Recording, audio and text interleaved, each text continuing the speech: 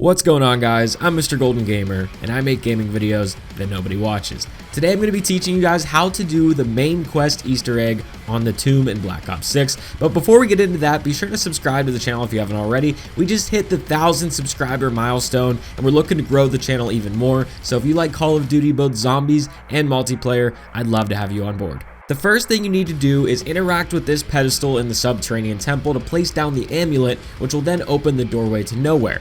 Go through the doorway to teleport to the Dark Aether Nexus, where you will find the Pack-a-Punch machine. Now you'll have to start building the Ice Staff. Kill the Shock Mimic that spawns in on round 8, and it will drop you the Monocle. To acquire the next two parts, we'll need to get lanterns to spawn in two specific locations. The first is in front of the Hunter mural in the catacombs, and the second is in front of the left bull mural in the tombs. Shoot the glowing lanterns to get them to move to a new location, and you'll need to repeat this until the lanterns are in their desired locations.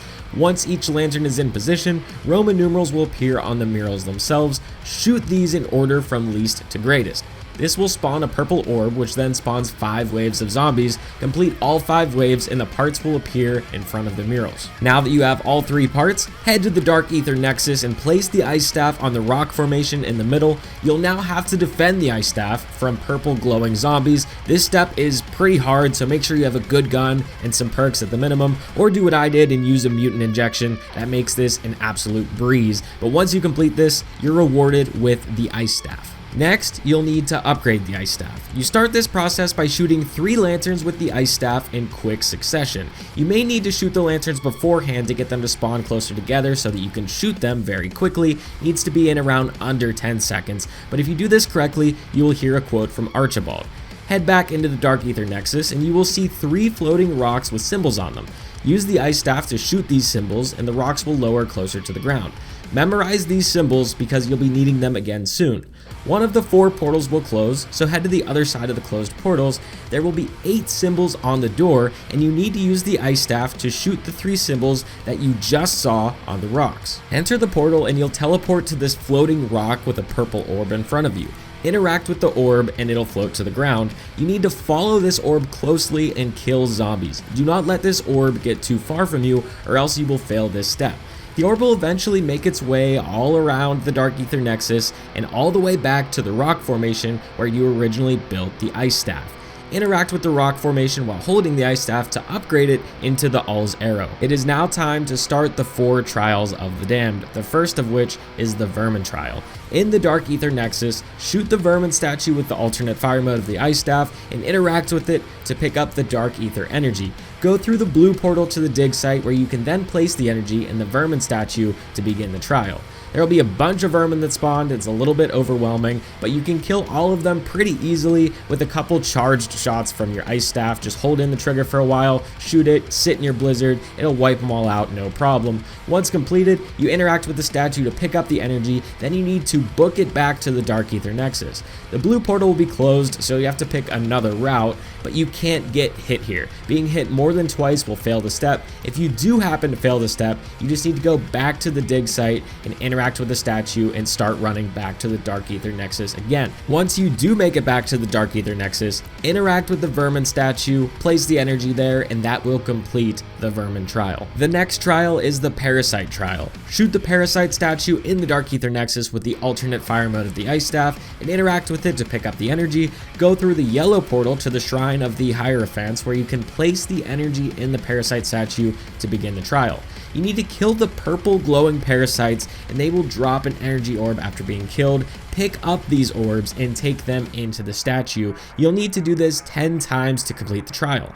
Once that's done, interact with the statue to pick up the energy, then run back to the Dark Aether Nexus. This time the yellow portal will be closed, so you'll have to take another route. It's the same deal as last time. Make sure you don't get hit. Getting hit more than twice will fail the step and you'll need to do it again. But once you are back in the Dark Aether Nexus, you can place the energy into the Parasite statue and you are done with the Parasite Trial. The third trial is the Doppleghast Trial. In the Dark Aether Nexus, shoot the Doppleghast statue with the alternate fire mode of the Ice Staff and interact with it to pick up the energy.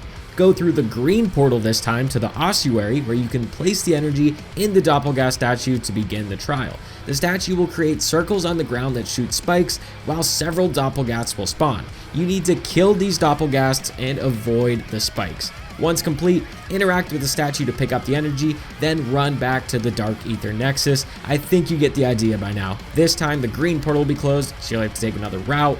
Don't get hit, blah blah blah. Get back to the Dark Ether Nexus and interact with the Doppleghast statue, and you have completed the 3rd trial. The 4th and final trial is the Amalgam Trial. Shoot the Amalgam statue in the Dark Ether Nexus with the alternate fire mode of the Ice Staff and interact with it to pick up the energy. This time you're going to take the energy through the red portal to the Subterranean Temple, where you can then place the energy in the Amalgam statue to begin the trial. An HVT Amalgam will spawn that will need to be killed, and at some point a shield will appear around the Amalgam, and that shield is tethered to several zombies around it. You need to kill the zombies tethered to the shield to disable the shield, and then you can once again damage the Amalgam.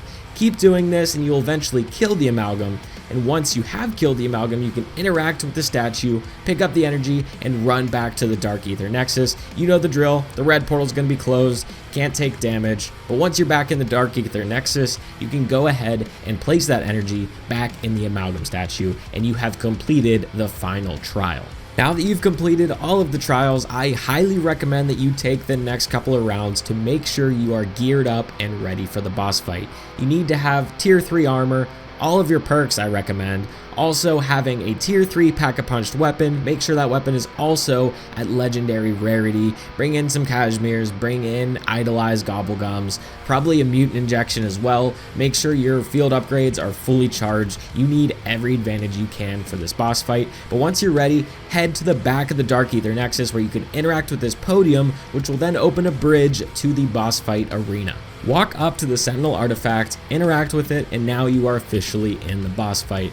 Now, the first step of the boss fight really isn't too difficult. What's going to happen, the Sentinel artifact is going to spin this laser all around the arena. It'll go up and down and kind of everywhere, but what you are going to want to do, stay on the lower level, get your Ice Staff out, crouch in a corner, and charge up an Ice Staff shot.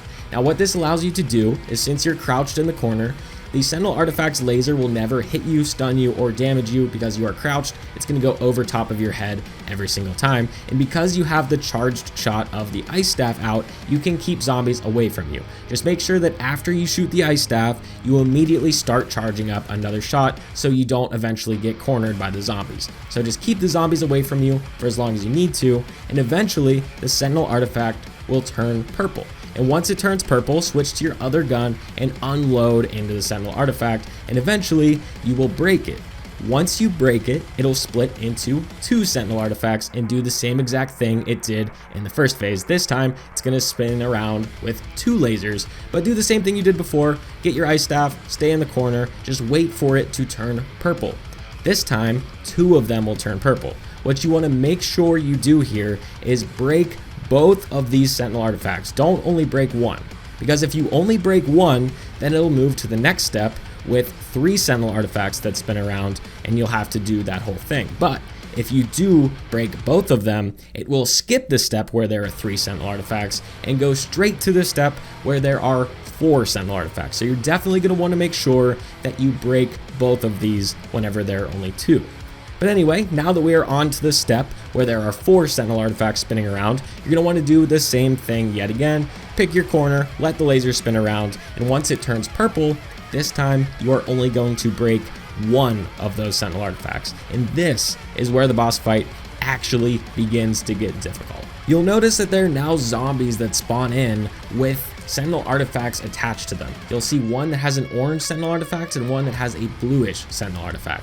Now you're going to want to kill the one with the orange Sentinel Artifact attached to it, but the one with the blue one is also something you need to look out for because both of these are extremely deadly. Do not let these things touch you because they can just absolutely destroy you. Basically, one hit you and you're just dead. You're done.